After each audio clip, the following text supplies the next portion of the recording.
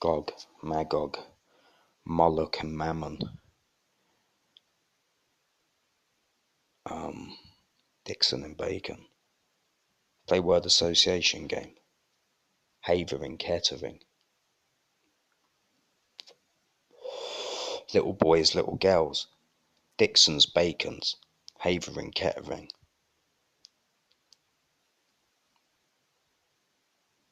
House of Saxe-Coburg Gotha. House of Hildesberg-Hausen.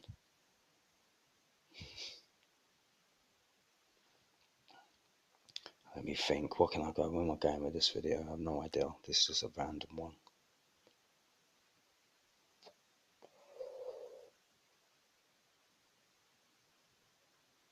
I'm trying to think of what I can mention. Like, try to mention some things like to just jog my memory. It's quite late at night. Give you a little insight really quick into some of their clinical social science, I guess.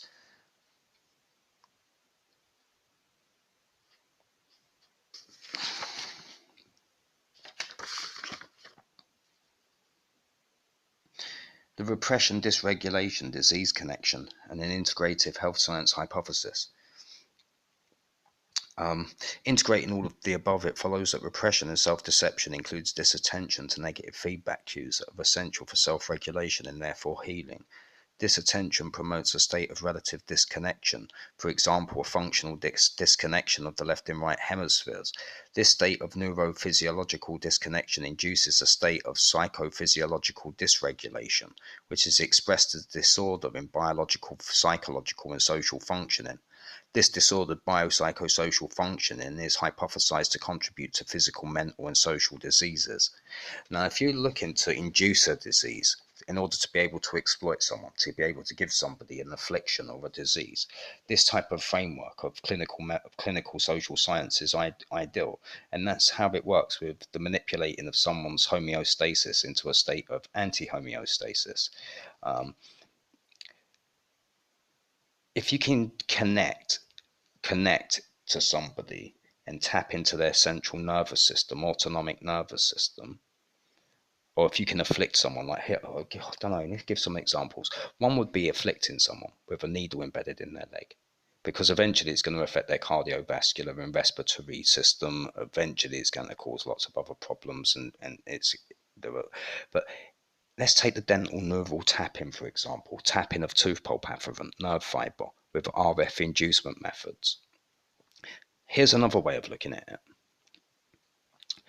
It is important to appreciate that negative feedback involves subtraction counteraction and will return a system to some mean value times the set point, while positive feedback involves addition action that will advance a system to some extreme value. Negative feedback functions to facilitate homeostasis, whereas positive feedback functions to facilitate anti-homeostasis. It is not often appreciated that negative and positive feedback both engender self-regulation. Both negative and positive feedback serve to interconnect components so that the system can function, behave in a self-regulating, self-moderating, or self-amplifying and therefore predictable manner. If the information is distorted or misperceived, or in extreme cases disconnected altogether, the self-regulation engendered by the negative and or the positive feedback will be impaired or cease altogether. It is not often appreciated that when the feedback is connected, the system will begin self-regulating automatically and will behave with a sense of purpose. For example, when a thermostat and a furnace are connected, a systemic interaction occurs. The purpose occurs automatically. When a thermostat furnace system is connected in a negative feedback homeostatic fashion, the system works to maintain a stable temperature around a set point. Moreover, of particular importance is that in a negative feedback system, if the environmental conditions are relatively stable, the system will rise and fall around the set point in an orderly fashion over time. What emerges is cyclic behavior, and that behavior is rhythmic. It appears that all healthy biological systems show rhythmic behavior that reflects the operation of automatic negative feedback connections whose purpose is to maintain a stable internal milieu. Now, imagine if you can take self-regulating, automatic, rhythmical, purposeful regulation involuntary regulation that your brain subconsciously devises, say like breathing being an example, or the rhythm of your heart, cardiac arrhythmias. What you've got with the Dixons and the Bacons is they're tapping into the central nervous system, autonomic nervous system.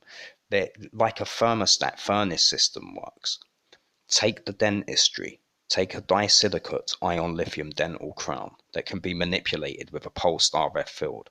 Take a 1950s Admiralty RF field generator, for example.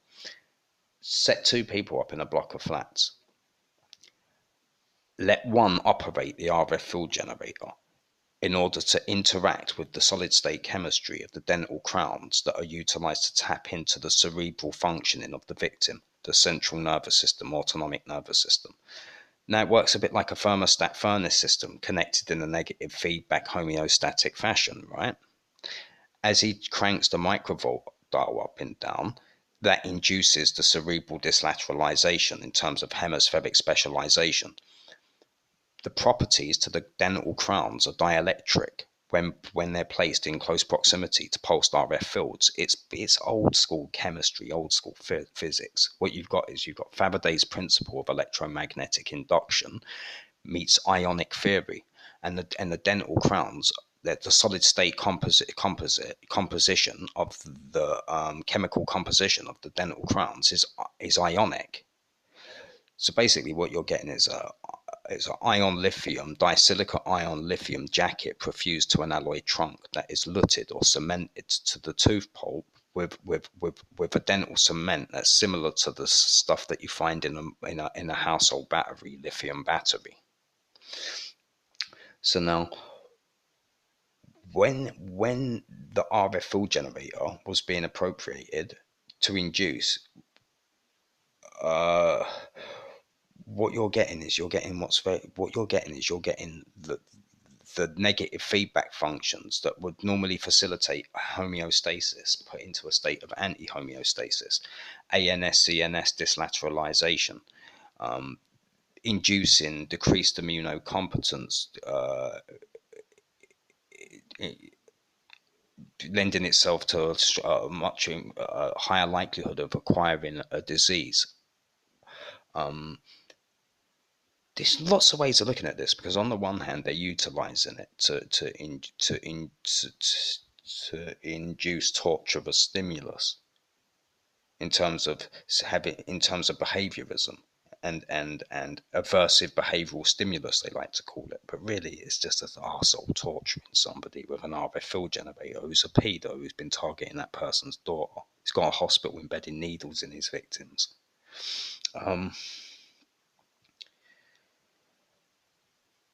Now, everything that I'm reading here concerning homeostatic conditions and biological systems and homeostasis and environmental variables and dental neural tapping and RF inducement techniques, courtesy of Dr. S.S. Tandy, and the inducing of a disordered biopsychosocial functioning in terms of inducing dysregulation theory, crude sociobiology, and all of the rest of it.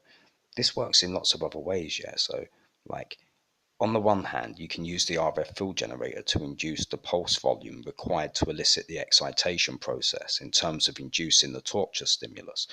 But the pulse volume of the RF field generator and the amplitude in terms of microvolts emitted was also capable of inducing cardiac arrhythmias, and that's what they call ANS control, predisposing ventricular fibrillation, ventricular tachycardia, or predisposing a victim to the manipulation of cardiac arrhythmias that can lead to sudden cardiac death. Also, if you use an RF signal generator for long enough over protracted periods of time with a targeted group. So let's take a diseased and non-disease control group in a setting, such as a residential block of flats over 18 flats. And you have a diseased and non-disease control group. And you expose them all to the pulsed RF field over and over again. It's an RF signal generator. It's radiated electromagnetic energy. It's carcinogenic and genotoxic. Eventually, it induces cancers. Now that's where you get dysregulation theory meets cancer. Now, if I look in this manual, Gabby E. Schwartz again, who Gabby Dixon modelled himself on, and everything from Gallin and the Marlowe Crown and all of the rest of it, you'll find, say, like, let's have a little look here now. The part linked to cerebral laterality, cardiac laterality, and ANS control of the heart and predisposition to ventricular tachycardia, how to induce sudden cardiac death in human studies on lateralization CNS, and triggering different types of cardiac arrhythmias. So say Michael died of a heart attack in the adjacent flat. For all we know, his death was induced. The links between CNS central nervous system and ANS autonomic nervous system laterality, and neuroanatomical and physiobiological methods and means with crude sociobiology techniques that involve dental neural tapping and the inducement methods with the RF field generator in order to create a bridge between the two. Yeah, no, it gets quite complex, and then when I look into this more and more, you've got repressive coping, dysregulation in cancer, and multiple regression being employed for control for disease state at origin diagnosis, and healthy matched control association in terms of psychological factors and progression of neoplastic disorder. Basically, they'd fine-tuned the means not only to torture their victims and afflict their victims, not only to be able to induce cardiac abnormalities or cerebral hemispheric dyslateralization techniques by running electric currents from the left to the right or the right to the left cerebral hemispheres with the dodgy dental neural tapping dentistry provided by Dr. S.S. Tandy, used in conjunction with the inducement methods of the RF signal generator. They'd also fine-tuned the means to use the RF signal generator to induce tumor burden and differing types of cancer if it was directed as a covert directed energy weapon for long enough over a protracted period of time, and then link that to the inducement and progression and study of neoplastic disorder. Now, to those that don't know what neoplastic means, it just means cancer and influence in the development of cancer. I'm not sure, like that Dixon and Bacon, they're like, decreased immunocompetence. Ain't that what AIDS is? HIV, like acquired immunodeficiency syndrome, and then they've got a method with an RF field generator to torture the victim whilst inducing decreased immunocompetence. It's like having a dose of the AIDS. Then there's this other stuff in the manual that they've fine-tuned to the inducement of cancer and being able, because disorder in a biological system means just that, doesn't it? If, like, say you're taking this part here and you look at, say,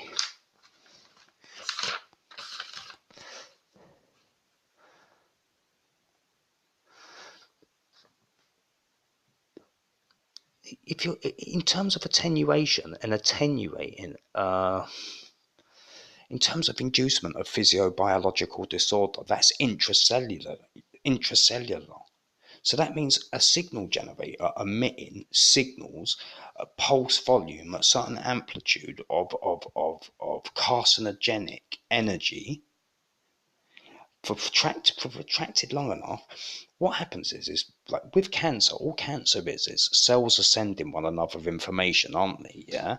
And if the information being relayed from cell to cell is distorted enough, like it says here, it's like he says here, doesn't he? He goes da da da da da. It's not often appreciated that negative and positive feedback both engender self-regulation, and how they interconnect components so that the system can function, behave in a self-regulating, self-moderating, or self-amplifying, and therefore predictable manner. And at an intracellular level of functionality, that's what biology is like, isn't it? It's like we're set up to function in a certain way. And it says here, if you set up like what does it say here? Thermodynamic system in a negative feedback homeostatic fashion. Right, he's saying here that if you can distort the information enough, yeah, then and attenuate the information being relayed, eventually the system breaks down, doesn't it? Yeah, rhythmic behavior it breaks down. at an intracellular level of maintaining a stable internal milieu in terms of cellular functioning. If if you if you can manipulate the physiobiological functioning of those close to you with covert methods and use an RF signal generator to distort the signal pathway of information between replicated cells replicating themselves, what you get is the inducement of cancer, yeah? That's what the RF field generator was being used for. It wasn't only being used as a torture device for the inducement of torture. It wasn't only being utilized, say, for as a signal blocker, because it was an analog RF field generator. They were using it to jam the analog television signal for 4 years. It wasn't only being used as a signal jammer, as he played it off as head of the Royal Signal Corps with the RF field generator, Field Marshal General, head of a Royal Peculiar, with his peculiar pornography as he got to torture the daylights out of me here. When he was operating the RF field generator day and night, he was exposing all of the other residents to that stimulus. Now, in that manual, it's explaining how they can use the RF, how they can use that energy and the distorting of information being relayed in how to induce cancer. Like, it gets really serious. Like people, when I first said this to people, they were like, "No, it don't sound right." But then when I have like, just give me a second, and I'll be like, "Well, let's have a little look."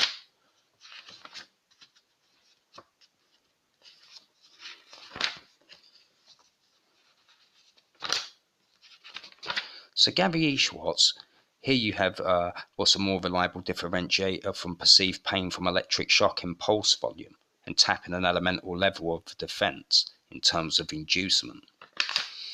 Similar to when his gaffer done the children with a stun gun.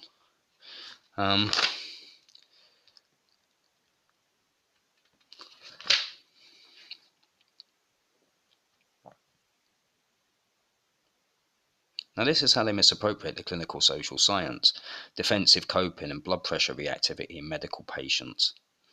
What am I looking for here? Physiobiological factors predicting the course of breast cancer. Psychological factors, immunologic functioning. Let's have a little look at what I can find in here. Because basically, this manual contains a lot of what they misappropriate in terms of clinical social science, what they've adapted as weaponry, the armamentures of clinical social science.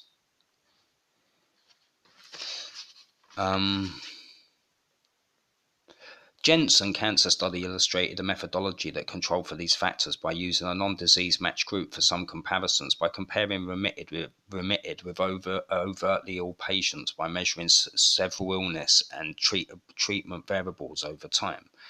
So in here somewhere, I just need to find the page. It's like, oh right, yeah. So it's a joke, isn't it, when he's using the RF field generator and talking about malignant disease and tumor burden and clinical oncology and the misappropriation of endocrinology with the vasectomy ops in Havering and the women and children that they had butchered and tortured, and then again here in Kettering with the embedding of needles in their victims. Let me just, like, here we have a longitudinal study by Vicentano and Casey that provides some indication of how denial of problems in self-presentation, another component typical of the repressive style, may be linked not only to poor course for malignant disease, but also to underlying immune system processes. Studying 38 patients with malignant melanoma followed over 9 months, they found that these patients who showed an R pattern, and as you come in the development of greater immune NK activity and finding keeping with balance, but it don't avoid a malignant disease, a self-centered, 1 minute. Surprisingly, interim admission of chemotherapy or radiotherapy did not significantly influence changes in NK levels from 3-month follow-up. Regression analysis, however, revealed that from 30 to 50% in the variance of NK, and cancer, and but yeah, no, yeah, it's like, yeah, so it's a bit of a strange manual, isn't it, really, when you think about it, because like it starts off with the Cop Porter and Dr. Schreiber and Freudian psychoanalytics and how to torture children with bizarre orthopedic contraptions. And then halfway through the manual, you're on to the physiobiology of repression in health and how to manipulate the biological and neuroanatomical and neuroendocrinological and neurophysiological functioning of the tortured victim. And then by the time you get to the end of the manual, it's like Jensen had collected data at a follow-up period of an average exceeded 600 days. Subjects in high repression from both cancer groups had a shorter remission period following initial treatment and greater mortality rate at follow-up. Like literally, by the end of the manual, they're killing people they've had riddled with diseases such as cancer. And that's just from exposure to the RF field generator being used day and night for years upon end. Like one of the neighbours said to me, he had a alopecia, his hair was falling out, and I said, well, do you think maybe that might actually be, in terms of a physiological disposition and all the rest of it, and and where you live, do you think that might be because you're getting the RF field generator continuously on you day and night because of its proximity? If he's operating that RF field generator, playing it off as head of the Saxe Coburg Gotha, head Field Marshal General, head of the Royal Signal Corps, adjacent the funeral parlour, operating the RF field generator day and night. Well, it turns out that not only does it induce torture of a stimulus, it can be used to induce cancer. Yeah, because it's a signal generator. It's emitting a powerful signal. That signal overrides your intracellular signals that are relaying information. It distorts the information pathway from cell to cell. That's how you end up with a malignant melanoma. That's how you end up with tumor burden, yeah? Dixon, he'd give everyone a disease here for his power trip.